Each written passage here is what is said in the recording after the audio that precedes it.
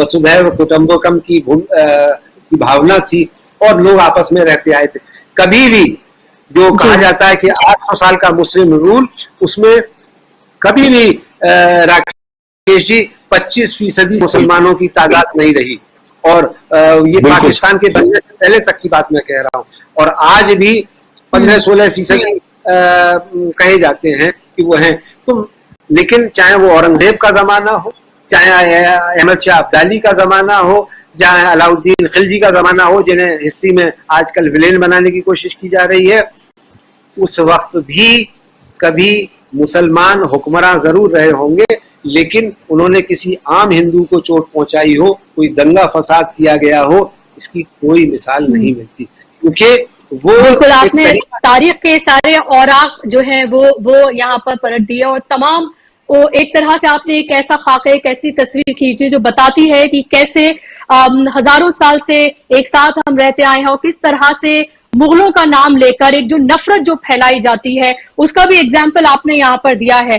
लेकिन सवाल यहाँ पर यह भी है राकेश जी कि कब तक इलेक्शन के नाम पर कि इलेक्शन जीतना है इसलिए ये नफरत हो रही है, इलेक्शन जीतना है इसलिए यहाँ पर दंगा हो गया, इलेक्शन जीतना है इसलिए इस कम्युनिटी को टारगेट किया जा रहा है। क्या आपको लगता है वाकई में ये सिर्फ इलेक्शन जीतने तक महदूद है या फिर ये एक आरएसएस का एक ख्वाब है जिसको वो जी रही है फिलहाल? देखिए जी, सिर्फ इलेक्शन तक तो महदूद नहीं रहने वाला। उनका जो अंतिम लक्ष्य है, उनका जो टारगेट है, वो इस देश को हिंदू राष्ट्र बनाने का ही है। आपने जिक्र किया था वो संत समागम का, यद्यपि मैं उसे संत सम्मेलन भी नहीं कहना चाहता, उनमें से कोई संत नहीं था। उनके नाम भी लेने में यति नरसिंहानंद इत्यादि इत्यादि बहुत खेद होता है उनके नाम लेने में।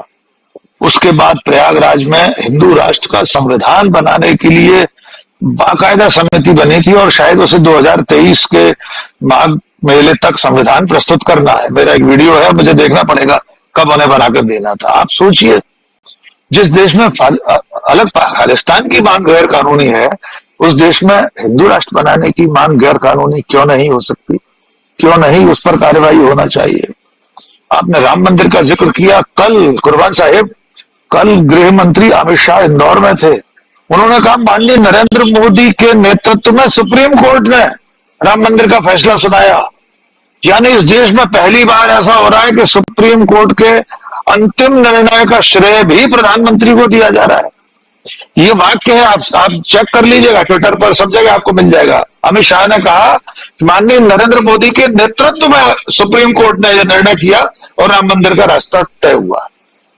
जब व्यवस्था के खिलाफ पूरी व्यवस्था एक विचारधारा के तहत चल रही हो, सारे अंग उसके प्रभाव में हो और जनता भी, माफ कीजिए आप दोनों के अलावा मैं ही उस बहुसंख्यक समाज से हूं। मैं तो खैर धर्म जाति की सब बेड़ियां वर्षों पहले तोड़ चुका हूं। मैं तो इंसानियत के धर्म में यकीन करता हूं। मेरी जाति जिंदगी से लेकर मेरा पूरा कुनबा, यद्यपि ये फोरम नहीं है उसका जिक्र करने का, फिर भी मैं ये कहना चाहता हूं कि बहुसंख्यक समाज इस देश का पागल हो चुका है। जिस आंकड़े का जिक्र कर रहे हैं कुर्बान साहब, मैं तो हमेशा इन लोगों से पूछता हूं कि तुम 100 करोड़ होकर अगर खतरे में हो तो तुमसे ज्यादा कायर, नकारा और कोई हो ही नहीं सकता। वो भी तब जब तुम्हारा हिंदू हृदय सम्राट प्रधानमंत्री है।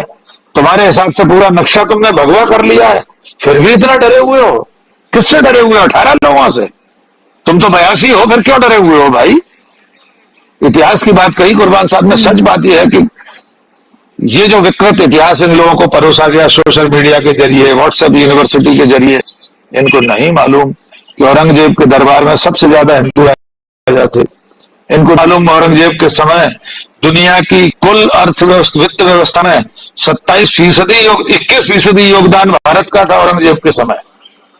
इनको जो गलत इतिहास पढ़ाया गया हिंदू मुसलमान करने के लिए, सिर्फ नफरत की राजनीति के लिए, और ये सिर्फ सत्ता हासिल करने तक रुकने वाला। और राकेश जी ये बिल्कुल, और जो एक पट्टी आंखों पर पड़ गई है वो लग नहीं रहा है कि बहुत जल्दी हटने वाली है। जिस तरह की खाई जो है बन गई है वो लग नहीं रहा बहुत जल्दी पटने वाली है। और इसका सीधा सीधा राजनीतिक फायदा किस पार्टी को है ये बहुत मुझे कहने की जरूरत नहीं है, लाग लपेट करने की यहाँ पर जरूरत नहीं है, सबको पता है।